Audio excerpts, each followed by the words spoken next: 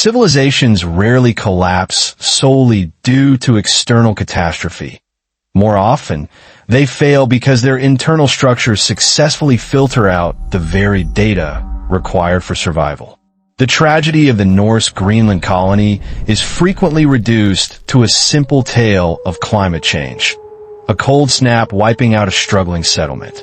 However, a rigorous audit of the archaeological and economic evidence reveals a far more complex and unsettling truth. The Norse were not merely helpless victims of the weather. They were casualties of their own economic rigidity, a specialized resource extraction enterprise that mistook a temporary market boom for a permanent reality, locking themselves into a cultural overhead they could no longer afford. Now, let's open the historical ledger and analyze the economic blueprint this crisis left behind. To understand the magnitude of this collapse, we must first audit the ordinary world of the Greenland Norse at their peak. Established around 985 AD by Eric the Red, this colony was not a desperate refuge for exiles, but a calculated expansion of the Scandinavian economic sphere. As we observe the map of the North Atlantic, we see that Greenland functioned as the furthest node in a trade network stretching from the Arctic Circle to the Vatican. For centuries, the dominant narrative suggested these settlers were primarily farmers struggling to replicate Norwegian pastoralism in a hostile land. While agriculture was the mechanism of their daily subsistence, it was not the engine of their economy. The true driver of the Greenland colony was the hunt for Trichicus rosmarus, the walrus. During the medieval warm period, a climatic anomaly that allowed for relatively mild temperatures in the North Atlantic, the Norse established a monopoly on one of medieval Europe's most coveted luxury materials, walrus ivory. As elephant ivory from Africa and India was effectively cut off from Europe by the Islamic expansion in the Mediterranean, Norse Greenland became the premier supplier of white gold to the artisans of Paris, Cologne, and London. When we analyze the trade manifests and tithe records from this era, we see a colony punching significantly above its demographic weight. Despite a population that likely never exceeded 3,000 to 5,000 souls, the Greenlanders constructed a society of remarkable complexity. They built stone cathedrals with glass windows, imported stained glass and church bells, and paid their tithes to Rome in ivory and furs. On screen now, we see the famous Lewis chessmen, carved from walrus ivory. Artifacts like these represent the economic surplus that allowed the Norse to maintain a high-status European identity on the edge of the habitable world. This surplus, however, created a dangerous feedback loop. The high value of ivory incentivized the colony to focus its labor force on the Nordersetter, the northern hunting grounds far above the Arctic Circle, rather than developing local adaptive strategies for food security. They were trading caloric energy, labor, for prestige goods, imports. This economic model worked efficiently as long as two variables remained constant: favorable weather for the perilous voyage to Europe and high market demand for walrus ivory. The system was optimized for the status quo. The Norse invested their surplus not in diversification, but in doubling down on their cultural identity. They imported cattle, which required massive amounts of fodder and caused significant soil erosion, rather than adopting the marine-based diet of the Thule people, the ancestors of the modern Inuit, who were migrating into the region. In systems analysis, we call this over-optimization. The Norse society was perfectly tuned to the conditions of the 11th and 12th centuries. They had constructed a robust supply chain for a specific commodity market. But optimization for a stable environment becomes a liability in a volatile one. Then came the shock. By the late 13th century, the call to adventure arrived not as a hero's summons, but as a creeping, systemic deterioration. The global climate began to shift. The medieval warm period slowly gave way to what geologists call the Little Ice Age. Temperatures dropped, sea ice expanded, and the growing seasons for the hay required to feed their cattle shortened drastically. Simultaneously, a second, perhaps more lethal shock hit the colony's balance sheet, a collapse in the terms of trade. As the Crusades and shifting geopolitical alliances reopened trade routes to the south, high-quality African elephant ivory began to flood the European market. As this price chart illustrates, the value of the Norse export plummeted. Suddenly, the Greenlanders had to hunt significantly more walrus, expending more energy and risking more ships in icier waters, just to purchase the same amount of iron, timber, and grain from Europe. The system was squeezed from both ends. The environmental floor was rising, making their subsistence farming untenable, while the economic ceiling was lowering, devaluing their primary export. A flexible system would have pivoted. A resilient society would have looked to the indigenous Thule, who were thriving in the exact same environment through seal hunting and advanced winter technology. But the Norse did not pivot. Instead, they faced a critical juncture, the onset of the ordeal. The data concerning the changing climate and the shifting market was undeniable, yet the cultural institution, the very identity of what it meant to be a Christian European, acted as a blinder. They were about to demonstrate the fatal cost of viewing adaptation as a regression rather than a necessity. The stage was set for a slow-motion collision between rigid cultural values and brutal thermodynamic reality. The onset of the Little Ice Age did not result in immediate extinction. Rather, it initiated a period of agonizingly slow suffocation known in economic theory as institutional lock-in. This is the ordeal phase of our analysis, where the system is stressed to its breaking point. Here, we observe a society facing a binary choice: fundamentally restructure its capital allocation and cultural values to match the new environmental reality, or double down on a depreciating asset. The Norse Greenlanders chose the latter. To understand why, we must look beyond the weather and examine the colony's fixed capital and social hierarchy. Central to this analysis is the concept of sunk cost. By the year 1300, the Norse had invested 3 centuries of labor into terraforming the subarctic into a pasture. As we survey the ruins of the Gardar Cathedral on screen, a structure built of sandstone blocks, some weighing over 3 tons, we are looking at a massive expenditure of caloric energy. This was not merely a place of worship, it was the anchor of their cultural legitimacy. The bishop's seat at Gardar possessed a farm with the capacity for over 100 cattle, a flagrant display of wealth in an environment where a single cow required acres of hay to survive the winter. In a functioning market, when the cost of maintenance exceeds the return on investment, the rational actor liquidates the asset. However, the Greenland economy was not a free market. It was a prestige economy controlled by a potent combination of secular chieftains and ecclesiastical authorities. For the elite, the cows and the cathedral were not just assets. They were the symbols of their power. To abandon pastoralism for a marine-based lifestyle would have been to dissolve the very hierarchy that placed them at the top. Thus, the elites enforced a continued investment in farming even as the growing season collapsed. This rigidity becomes even more glaring when we introduce the control group of this historical experiment, the Thule people. While the Norse were starving in their stone longhouses, the Thule, ancestors of the modern Inuit, were successfully expanding into the exact same territory. From a systems perspective, the Thule possessed a technology stack perfectly optimized for the cooling climate. Consider the toggle harpoon displayed here. Unlike the simple Norse lance, which might lose a struck seal, the toggle harpoon detached its head beneath the animal's skin, securing the catch with a line and float. Combined with the kayak for mobility and the blubber lamp for heat, the Thule could harvest energy from the environment year-round, particularly ringed seals in the winter. The Norse were acutely aware of these technologies. Archaeological evidence confirms contact between the two groups. Yet, In nearly 500 years of cohabitation, the Norse adopted almost none of the Thule's survival technologies.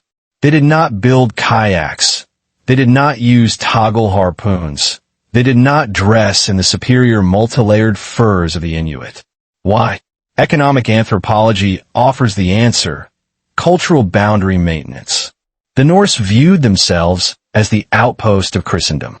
Their value proposition to the European traders, the only people who could bring them iron and grain, was their identity as civilized Europeans. To adopt the lifestyle of the Skraeling, their derogatory term for the Thule, would be to lose their unique status. They feared that if they went native, they would cease to be part of the European trade network entirely. Paradoxically, by refusing to adapt to the local environment to save their connection to the global market, they ensured their demise when the global market eventually abandoned them anyway. As the ordeal intensified, the internal distribution of resources became increasingly inequitable. We see evidence of this in the tragedy of the commons played out on the fragile Greenland topsoil. To maintain the cattle herds of the elites, the Norse engaged in aggressive turf cutting and overgrazing. Geological core samples from the settlement areas reveal a sharp increase in soil erosion during this period. They were literally burning their natural capital to maintain a facade of pastoral normalcy. The land was being stripped of its ability to regenerate, just as the climate made regeneration nearly impossible. Furthermore, we must analyze the dietary shift, which provides a grim timeline of the collapse.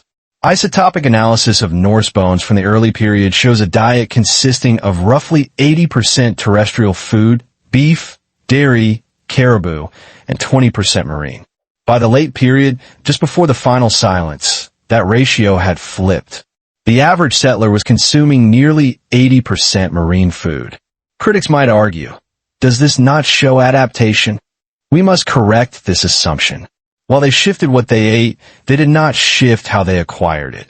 They did not adopt the solitary, high-yield winter seal hunting of the Thule. Instead, they relied on communal, seasonal drives of migratory harp seals, a strategy that was labor-intensive, dangerous, and critically, coincided with the busiest times of the farming year. This created a labor bottleneck. Every hour a man spent hunting seals to keep his family alive was an hour he wasn't collecting the hay needed to keep the chieftain's cows alive through the winter. The labor supply could not satisfy the demands of both the survival economy and the prestige economy. The final blow to this fragile equilibrium came from the external supply chain. The Black Death arrived in Norway in 1349, devastating the port of Bergen, the lifeline of the Greenland trade. With the European population decimated, the demand for luxury ivory evaporated instantly. The terms of trade shock we identified in Act 1 now became a total embargo. The royal merchant ship, the Nar, which was supposed to visit Greenland regularly, stopped coming. Left in isolation, the colony's social contract began to disintegrate. The elites, desperate to maintain their standard of living without European imports, likely squeezed the lower classes harder. We see signs of this in the archaeological record. A decrease in the average height of the settlers, signs of malnutrition, and a halt in new construction. The church, once the center of community, became a drain. We have records of the papacy demanding tithes from a colony that could no longer feed itself. In a particularly telling historical irony, one of the last recorded official letters regarding Greenland concerns a shipment of walrus tusks and furs sent to pay for a crusade, resources extracted from a dying population to fund a war in a land they would never see. The end point of the ordeal is a chilling lesson in negative feedback loops.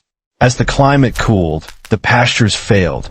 As the pastures failed, the Norse relied more on the sea, but refused the technology to exploit it efficiently. As they worked harder for fewer calories, they had less energy to maintain their ships and buildings. As their infrastructure decayed, they became even more isolated. By the mid-15th century, the eastern settlement, the last stronghold, went silent. When European ships finally returned to the fjords decades later, they found only ruins. There were no signs of a massacre, no mass graves indicating a final battle. The silence suggests something far more systemic, a gradual, whimpering end where the social fabric unraveled. The sunk cost had been paid in full. The Norse had successfully maintained their European identity right up until the moment they became extinct. They died as Christians and farmers in a land that required them to be hunters and pragmatists. The rebalancing was complete. The system did not correct itself. It was deleted. The environment, indifferent to human cultural pretenses, selected the Thule model for survival, and discarded the Norse model as obsolete. The silence that fell over the Greenland fjords in the 15th century is not merely a historical footnote. It is a resonant frequency that vibrates through the architecture of modern institutions. As we stand in the return phase of our journey, we must translate the Norse catastrophe into a durable framework for the present. The elixir we bring back from this frozen graveyard is the ability to recognize the specific pathology that killed the colony, values-based blindness. In the modern era, we often assume that with enough data, rational decisions inevitably follow. The Norse Greenlanders disprove this. They had the data. They saw the ice encroaching. They saw the trade ships vanishing. They saw the Thule thriving. They did not die from a lack of information. They died because their institutional filter rejected the necessary solution. This phenomenon is endemic in contemporary economic systems. We see it in legacy industries, corporate giants, or entire national sectors that view adaptation not as a strategy, but as a betrayal of their core identity. Consider the collapse of major industrial incumbents in the late 20th century. Like the Norse chieftains clinging to their cattle, corporate boards often cling to prestige technologies or high-margin legacy products that define their status, even as the market environment shifts fundamentally. When a disruptive low-end technology appears, much like the Thule kayak, it is initially dismissed as inferior, uncivilized, or beneath the dignity of the market leader. The graph on screen illustrates this dynamic, often termed the innovator's dilemma.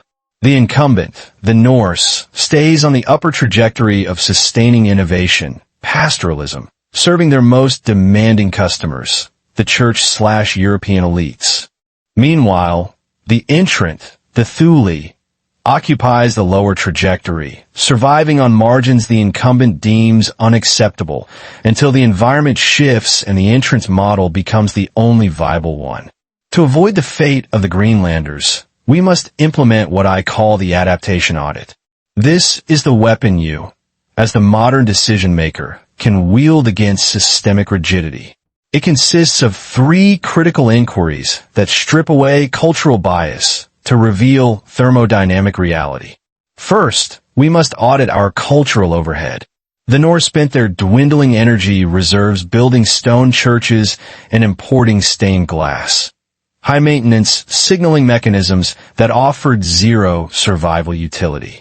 In your organization or portfolio, what is the equivalent of the cathedral? What are the expensive habits, hierarchies, or status signals that you maintain simply because that is who we are, rather than this is what works? High overhead reduces agility. In a volatile market, the entity with the lowest fixed costs for cultural maintenance wins. Second, we must identify and decouple method from mission. The Norse confused their mission, survival and prosperity, with their method, European pastoralism. Because they could not separate the two, the failure of the method meant the failure of the mission. Resilient systems distinguish the goal from the tactic. A modern energy company, for instance, must decide if its identity is petroleum extractor, method, or energy provider mission. If it clings to the method when the environment selects for a new energy mix, it chooses the path of the Norse. Third, we must look for the Thule solution. The solution to your crisis often exists already, but it is likely being utilized by a group you view as a competitor, a subordinate, or an outsider. The Norse refused the toggle harpoon because it was a tool of the Skraeling. In a modern landscape, this is the executive who dismisses open source software, remote work protocols, or decentralized finance because it doesn't fit the professional aesthetic of a legacy institution. We must aggressively seek out functional solutions regardless of their social origin. The tragedy of the Norse was that they viewed their rigidity as resilience. They believed that by holding fast to their European customs in the face of adversity, they were showing strength. But in economics, as in evolution, strength is not rigidity. Strength is plasticity. The Norse maintained their identity all the way to the grave. They won the cultural argument, but they lost the existential war. We must understand that the environment, whether it is the climate of the North Atlantic or the algorithmic volatility of the global market, is entirely indifferent to our traditions. It does not care about our sunk costs. It rewards only alignment with current reality. The elixir, therefore, is the courage to betray our past to secure our future. It is the willingness to abandon the cathedral to build the kayak. Conclusion: the ruins of the Eastern settlement stand as a permanent monument to the dangers of ignoring the feedback loop between environment and economy. The lesson is clear. Survival is not a function of how hard we fight to preserve the old world, but how quickly we can decode the rules of the new one. As you navigate your own shifting landscapes, remember that your most dangerous liability is not the changing weather, but the story you tell yourself about why you cannot change with it.